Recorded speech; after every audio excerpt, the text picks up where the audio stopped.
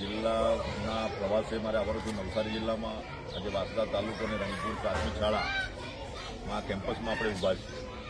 એટલે કહેતા એ બાબતનો આનંદ છે કે આ રંગપુર પ્રાથમિક શાળામાં 91 ધોરણના બાળકો અભ્યાસ કરી રહ્યા છે. પણ નવી તરહની જે શિક્ષા નીતિ આવી એનઈપીની જે શરૂઆત થઈ 2020માં, પણ આ સ્કૂલમાં એનઈપીની શરૂઆત નેશનલ એજ્યુકેશન પોલિસીના જે કન્સેપ્ટ જે સંદેશો એની શરૂઆત તો એડવાન્સમાં થઈ ગઈ છે. અહીં એડવાન્સ આ સ્કૂલ ચાલે છે અને એમાં બાળકો તમામ વાંચન ગણન લેખનની સાથે સાથે અહીંયા તમામ રૂમોની મેં મુલાકાત લીધી છે. અહીંયા વેસ્ટમાંથી બેસ્ટ બનાવવાનું કામ પણ શિક્ષક મિત્રો કરી રહ્યા છે.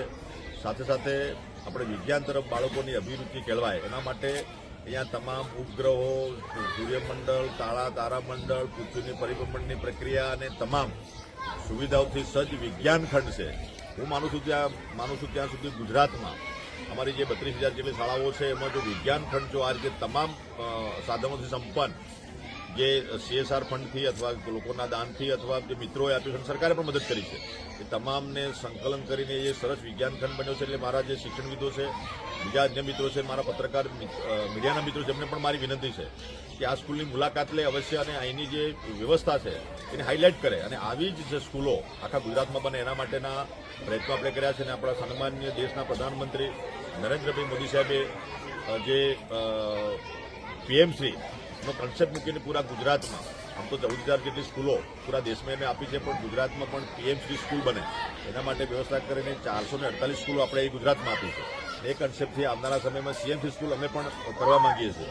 રંગપુર પ્રાથમિક શાળામાંથી PM-શ્રીમાંથી શાયદ એપ્લિકેશન ના કરી, જે કંઈ કારણ હશે, પણ PM-શ્રી સ્કૂલની લાયકાત આ સ્કૂલ ધરાવે છે. પણ ખેર એમાં જે રહી ગઈ છે તો નેક્સ્ટ ટાઈમ CM-શ્રીમાં અમે ઉમેરો કરીને અમે આગળ વધારીશું. એ કેમ્પસની વ્યવસ્થા નથી એના માટે પણ પ્રયત્નો અમે કરીશું.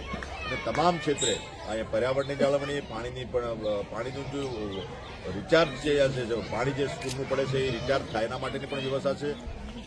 વાસણો ધોવાની વ્યવસ્થા, લોકો બાળકો હાથ ધુએ છે, એ પાણી પણ વેસ્ટેજ ના જાય એના માટે તમામ વ્યવસ્થા શિક્ષક મિત્રોએ જે કરી છે. ખરેખર તમામ શિક્ષક મિત્રોને, સવિશેષ આપણા આચાર્યને અને એમની પૂરી ટીમને હું જેટલા અભિનંદન આપું એટલા ઓછા છે કે એમને બાળકોના સર્વાંગી વિકાસ માટે જે વ્યવસ્થા કરી છે, બાળકોમાં સારા સંસ્કાર પડે, સાચા અર્થમાં વ્યક્તિ નિર્માણ, પરિવાર નિર્માણ, સમાજ નિર્માણ અને રાષ્ટ્ર નિર્માણનું કામ આ કેમ્પસમાં જે થઈ રહ્યું છે એ બદલ તમામ શિક્ષક મિત્રોને શુભેચ્છા. અને અમારા વહીવટી તંત્રના અધિકારી મિત્રો છે, અમારા શિક્ષણ વિભાગના જે TPO છે, અમારા શિક્ષણ DPO છે, બધી પૂરી ટીમ, CRC BRC બધાનું શુભેચ્છા પાઠવું છું કે આવી જ કન્સેપ્ટના માધ્યમથી આપણે જ્યાં કામગીરી કરીએ ત્યાં બધી સ્કૂલો આવી થાય એના માટે આપણે પ્રયત્ન કરીએ. અને વિશેષ મારી એક વિનંતી એ છે